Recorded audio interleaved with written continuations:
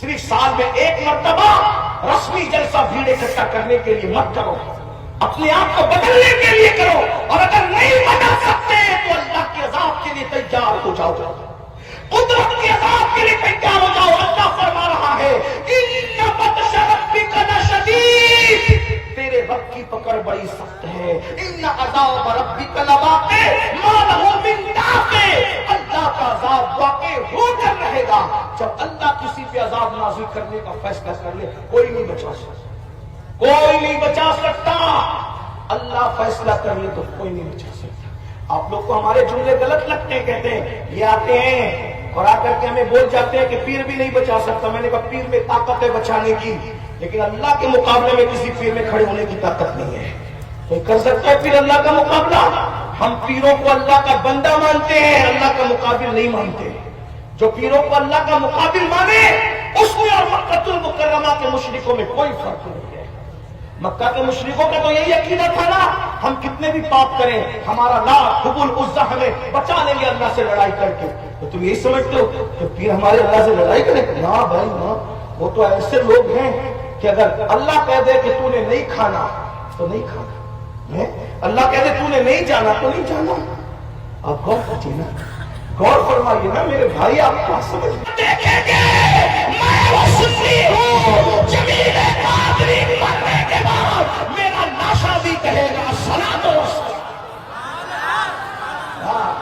یہ بات اچھی طرح یاد رکھیے گا۔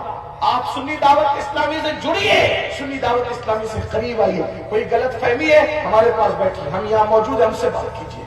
اوروں سے کہا تم نے، اوروں سے سنا تم نے، کچھ ہم سے بھی کہا ہوتا، کچھ ہم سے بھی سنا ہوتا ہے۔ اللہ اکبر، اللہ کا شکر ہے اشرفیہ جیسا اتنا بڑا اہل سنت کا ادارہ، اس کے صدر مفتی حضرت مفتی نظام الدین صاحب اللہ محقق کے مسائل جدیدہ آج اس جلسے میں تشریف لائے ہوئے ہیں۔ صدر العلماء، ہم جن کے بارے میں آنکھ بند کر کے یہ کہہ سکتے ہیں کہ اگر اللہ کے ولی کو دیکھنا ہے تو علامہ محمد احمد مصباحی کو دیکھنا۔ بھائی ولایت اور کیا چیز ہے؟ حال یہ ہے کہ اگر نماز چھوٹنے کا اندیشہ ہے، ایک اجتماع میں علامہ محمد احمد مصباحی صاحب کو مدعو کیا گیا، وہ کہا بنارس سے جو ہے وہ فلائٹ پکڑوں گا تو نماز کا ٹائم فلائٹ میں چلا جائے گا، تو بنارس سے نہیں پکڑوں گا، لمبا سفر 4-5 گھنٹے کا لکھنؤ آ کر کے کر لوں گا، لیکن نماز کا وقت فلائٹ میں گزارنا مجھے گوارا نہیں ہے۔ اگر اس کا نام ولایت نہیں تو پھر ولایت کس چیز کے ساتھ؟ میرے بھائی ہیں دین پر عمل کرنے کا نام ہی تو ولایت، ورنہ ہوا میں اڑنا پانی پہ چلنا کیا بات۔ آج وہ مرد کلندر بھی ہمارے اس محفل کی زینت کے لیے تشریف لائے ہیں۔ یہ علماء کرام جو حضور مفتی اعظمین کے مریدین ہیں، کچھ خلفائے حضور مفکر اسلام علامہ قمرزمان خان صاحب کی لازمی، یہ ایسا خطیب ہے میرے بھائی، حضور مفتی اعظم جس کو سننے کے لیے شوق رکھا کرتے تھے، اگر مفتی اعظم کے آنے سے پہلے وہ خطاب کر دیں اور پھر مفتی اعظمین تشریف لائے تو کہتے تھے کہ ان کو دوبارہ میرے سامنے خطاب کروایا۔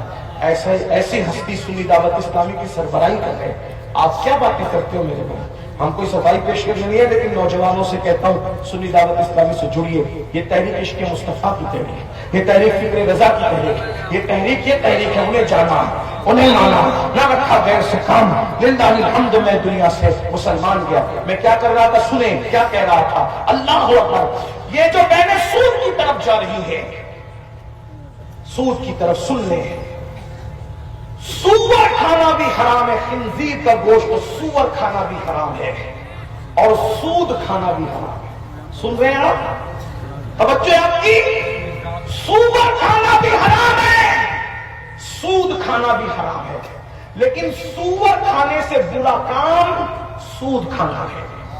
کیوں؟ اس لیے کہ جو سور کھاتا ہے، سور یہ حرام ضرور ہے، لیکن سور کھانے والوں کے ساتھ اللہ نے جنگ کا اعلان نہیں کیا، مگر جو لوگ سود کھاتے ہیں اللہ نے قرآن میں ان کے ساتھ جنگ کا اعلان کیا ہے۔ اللہ کہتا ہے سود کھانے والوں میں بھی تمہارے ساتھ جنگ کروں گا اور میرا رسول بھی تمہارے ساتھ جنگ کرے گا۔ اب میں پوچھنا چاہتا ہوں میری بہنوں سے، میرے بھائیوں سے، جب رسول اللہ جنگ کے لیے کھڑے ہو جائے تو تمہاری شفاعت کون کرے گا؟ تمہاری نجات کا پروانہ اللہ سے کون لائے گا؟ اللہ کی بارگاہ میں تمہاری صفات فرمائش کون کرے گا؟ اے میری بہنوں، یہ دنیا ہی سب کچھ نہیں ہے، یہ دنیا کا مال ہی سب کچھ نہیں ہے، یہ دنیا کی دولت ہی سب کچھ نہیں ہے۔ میرے بھائیو، 10-20 ہزار کے لیے، لاکھ 2 لاکھ کے قرضے کے لیے، خدا کے لیے، رسول اللہ کے ساتھ جنگ کا اعلان قبول مت کرو، حضور کو جنگ کا چیلنج مت کرو۔ میرے بھائیو بتاؤ تو صحیح، ہم کتنے کمزور ہیں، محلے کے کارپوریٹر سے نہیں لڑ سکتے، تو وہ رسول اتنا طاقتور رسول جس کے اشارے سے چاند ٹکڑے ہو جاتا ہے، بتاؤ اس رسول نے جنگ کا اعلان کیا، اور اللہ کہہ رہا ہے میں اور میرا رسول ان سے جنگ کریں گے۔ جنگ کا چیلنج اللہ رسول نے کیا ہے۔ بتاؤ، اللہ اکبر، اللہ رسول جنگ کرنے پر آئے، تمہارے بچوں کا کیا بنے گا؟ تمہارے گھر کا کیا بنے گا؟ تمہاری بیوی شوہروں کا کیا بنے گا؟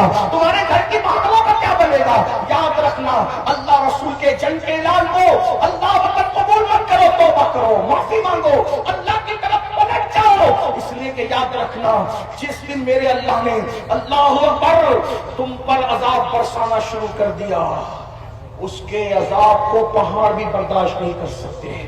آخری بات امام نے کیا بتایا؟ حضور سے قریب ہو جائے۔ جو حضور سے قریب ہو جائے، جو حضور سے قریب ہو جائے، وہ سب گناہ چھوڑ دے گا۔ آخری بات کہنے چلا، دھیان سے سن لو، آخری بات حضور سے قریب۔ جس کے دل میں حضور کا عشق ہوگا، وہ زنا نہیں کرے گا، وہ گناہ نہیں کرے گا، وہ پاپ نہیں کرے گا، وہ عیاشی نہیں کرے گا، آوارگی نہیں کرے گا، بلکہ میرے بھائی حضور سے عشق ہو جائے نا، عشق تو آدمی جان دیتے ہیں۔ حضور سے عشق ہو جائے تو آدمی ماں باپ کو چھوڑ دے، ماں باپ کو چھوڑ دے۔ دنیا کے گناہ کیا چیز ہے؟ ماں باپ چھوڑ۔ صحابہ نے ماں باپ چھوڑے کہ نہیں چھوڑے؟ حضرت مصعب ابن عمیر جب مسلمان ہوئے، ان کی ماں کے بڑے فرما بردار تھے، ماں نے کہا مصعب محمد کو چھوڑ دو، مصعب نے کہا نہیں چھوڑنا۔ ماں کو بڑا گھمنڈ تھا، میرا بچہ مجھے کبھی نہ نہیں کہتا، آج کیسے نہ کہہ دیا، آج کیسے نہ کہہ دیا؟ تو کہا مجھے چھوڑیا، محمد کو چھوڑ صلی اللہ علیہ وسلم۔ تو مصعب کہتے ماں تجھ جیسی ہزاروں مائیں محمد الرسول اللہ کے قدموں پہ قربان کر دوں گا، لیکن محمد الرسول اللہ کو نہیں چھوڑ سکتا۔ دیکھو یہ عاشق لوگ تھے، یہ عاشق لوگ، عشق کرنے والوں کی زندگی بدلتی ہے، زندگی میں انقلاب آتا ہے۔ اگر آپ اجازت دیں تو آخری بات کے طور پہ ایک حدیث پڑھوں، سب لوگ شریک رہیں گے اس حدیث